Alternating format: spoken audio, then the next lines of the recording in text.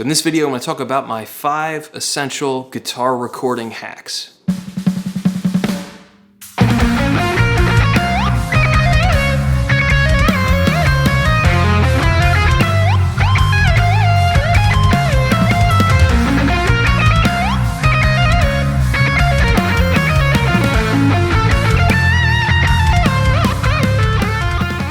So if you're an intermediate guitar player trying to look to graduate up to beginning to record yourself, I'm going to give you 5 essential things that I think you should be considering before you start recording. Recording any audio, you really want to basically be thinking of a clean, direct signal chain, and that's essentially what I'm going to be going through here. There are a certain couple different things that I do think are more important than others, and I'm going to be kind of highlighting those as we go as well. So the very first thing is that you need a decent instrument. You need a pretty good guitar, something that is worthy of recording. Now, if your budget is what it is and all you can afford is a $500 guitar, that's fine. You can still get started recording and you can still get decent results, but you're probably not going to end up getting those results that you're looking for. So, I would probably recommend to try to save up and buy a better quality instrument. It might be easy on the surface to look at a $500 guitar versus a $1,700 guitar, even if it's the same manufacturer, and just be like, well, what's the difference? What's the big deal? It's really the tone woods of the instrument that is going to be the biggest deal, even beyond probably an upgrade in hardware.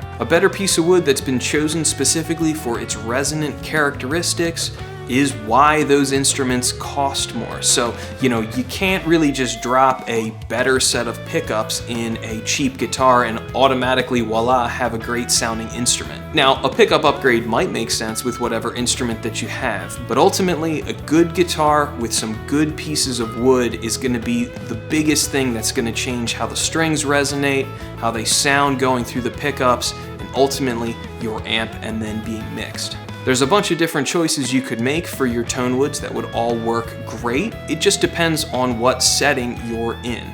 So if you're a classic rock guitar player, good old Les Paul, you can't go wrong with that. If you want that twangy, brighter, maybe even country kind of sound, a Telecaster is absolutely incredible. And all the other sort of options that are out there with different pairings between body woods and neck woods. So what you're gonna wanna do is do a little bit of research, find out, what did your favorite guitar player use and play on your favorite recordings, and then see if you can get an instrument with those same woods in your budget.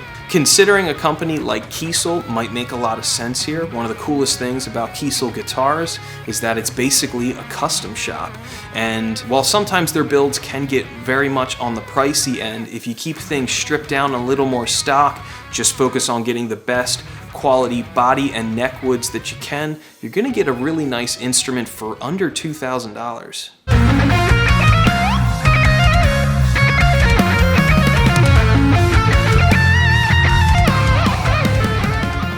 For tip number 2, you need to get a good set of strings. There's a load of great options and companies out there. I personally really like the tone of Stringjoy strings, but there's other great companies out there. D'Addario makes great products, so does Ernie Ball.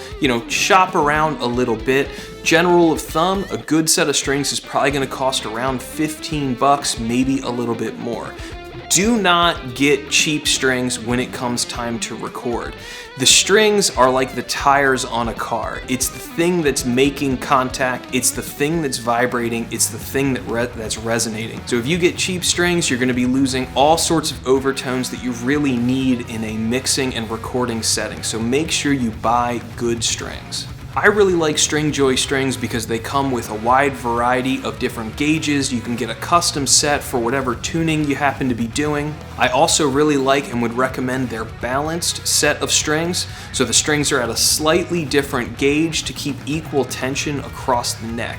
I've found that really transforms the way the instrument feels to play. And in a recording situation, you want that guitar to be comfortable, you want it to resonate and sound great.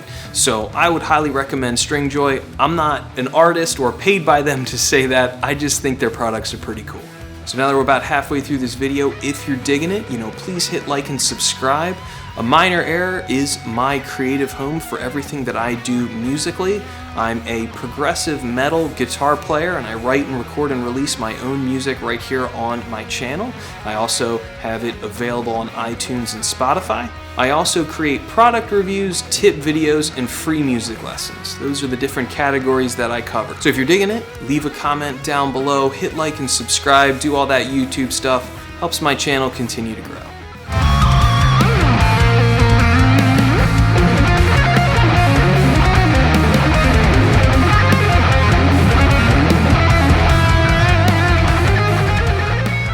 Tip number 3 is very easy to overlook. You need a good quality guitar cable.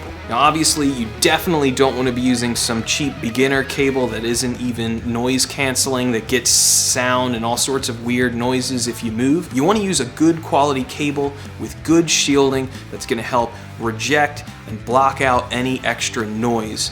You don't want any extra junk added to your signal, any buzz or any crackling. You want to be nice and clean and clear right into your amp. I recently got a cable from String Source. I'll put a little link from the amazing Dr. Goreblaster who did a scientific test to show the difference between this cable and another cable and how you're able to get more frequencies in your signal. A good cable really does go a long way. You gotta make sure your signal is as clear and crisp as possible. When it comes to recording audio, you cannot polish a turd. If it's not there, if the overtones are lacking, the harmonics are lacking, you're not gonna really be able to dial that in after the fact.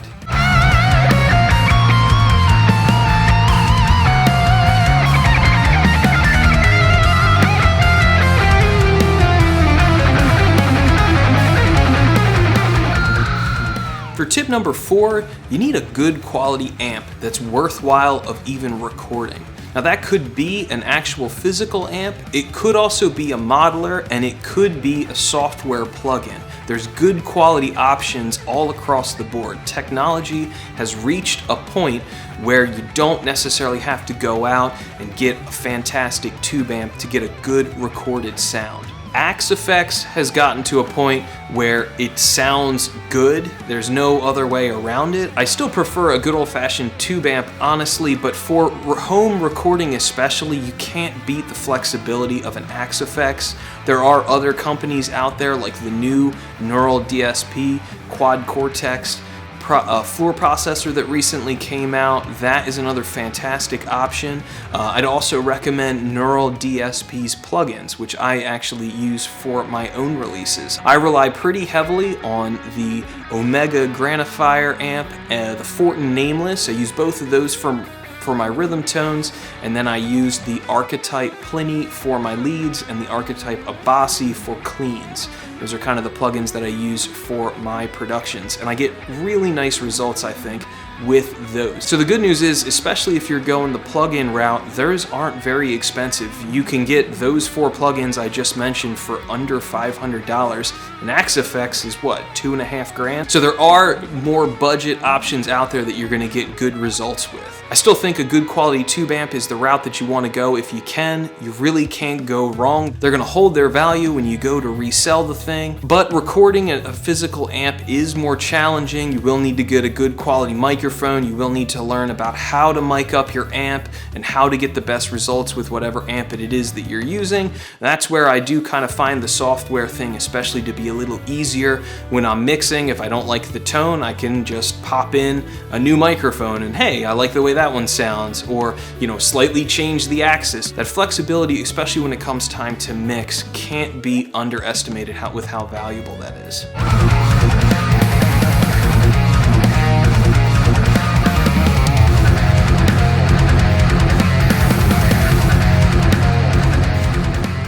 So tip number 5 is cheap and easy.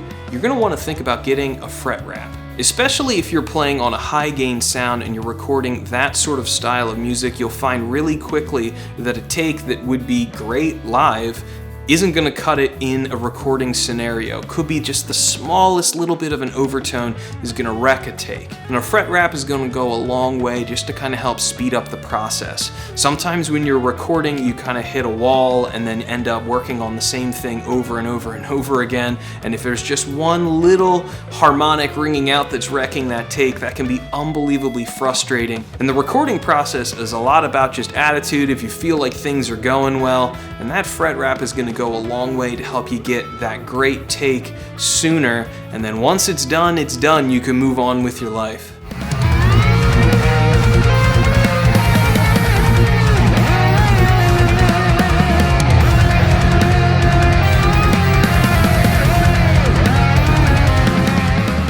So those are my top 5 tips for recording the guitar. I do think you should put the biggest amount of your budget when you're recording guitar on the instrument itself. That's gonna be the biggest thing that's gonna determine how you sound in the recording. So do research, figure out what your favorite players are using for the tone woods of their instruments, and then basically copy them. I mean, that's how you're gonna get the sound that you're going for. You can always go the software route and save money there and really get nice results without having to spend a lot of money on a big tube amp or even a more expensive modeler. Save up and wait even a year or whatever you've got to do to really be able to get a nice quality instrument. The brand doesn't even necessarily matter all that much. I've played great sounding Ernie Balls and Strandbergs and Ibanez's and Fenders and Gibsons. It really depends on what tone you're going for. Save up and get the best quality instrument that you can, because that instrument is going to last years and it's really going to make the biggest difference.